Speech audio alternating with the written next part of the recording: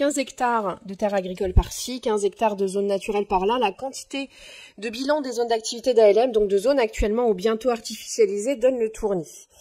L'objectif de non-artificialisation des sols et celui d'un développement économique continu sont antagonistes et aujourd'hui, dans un contexte de crise climatique aiguë, de crise de l'eau, de crise de l'alimentation, encore davantage. Donc je vais vous devancer, je ne vais pas vous dire que c'est facile, c'est certes technique, mais c'est surtout une question de courage politique. Cette mise en concurrence continue des territoires sur le foncier est délétère et totalement contre-intuitive avec les enjeux climatiques. Qui dispose du foncier? Les collectivités.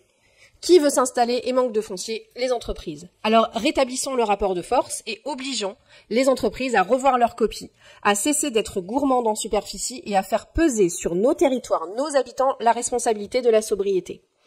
Alors Angers, sa future métropole, championne de l'écologie qui continue à artificialiser des terres agricoles ou des espaces naturels, quelque chose m'échappe. Le projet de la baratonnière n'est pas sérieux. Vous plaidez la pénurie de foncier. Oui, notre territoire est en saturation. Pour atteindre les moins 50% d'artificialisation en 2031, il faudra consommer moins de 350 hectares d'ici là. Et à mon sens, c'est déjà bien trop, car ce sont les zones naturelles et bientôt les zones agricoles qui sont en pénurie. Il est donc urgent de remettre sur la table l'ensemble des projets actuels, de requalifier les AC quand cela est possible, d'entreprendre avec les entreprises qui souhaitent s'installer un vrai dialogue, prenant en compte nos enjeux de sobriété. On ne peut pas continuer à dire qu'on va préserver les haies bocagères et tout autour bétonner. On ne peut pas s'émouvoir de la disparition du hérisson et proposer simplement des abris. Cette espèce précieuse en voie de disparition est un pilier de la biodiversité dans nos villes et nos campagnes. Il a besoin de zones d'habitat naturel et pas d'abris. Donc, tant que nous n'aurons pas un moratoire sur ces projets, que chaque conseil communautaire ne sera pas précédé d'un point d'étape artificialisation précis, je m'opposerai à ces projets d'un autre temps. Merci. Je crois que ce que nous souhaitons, et Madame Schweitzer, quand vous demandez un moratoire sur les projets, la réponse est clairement non.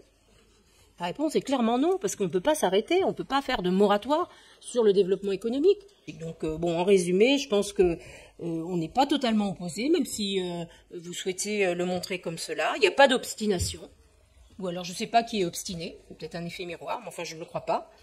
Le courage politique, permettez-nous de vous dire que nous en avons, que le président de cette assemblée en a, et que, en fait, les entreprises elles-mêmes, aujourd'hui, je crois qu'elles ont une responsabilité sociale et environnementale. Ce serait quand même mal les considérer que de dire qu'on doit tout leur dire, tout leur faire, parce qu'ils seraient décérébrés et inconscients de l'environnement dans lequel ils développent leur activité. Donc pour tout cela, je pense qu'en effet, ce débat, il était de qualité, il était au bon niveau.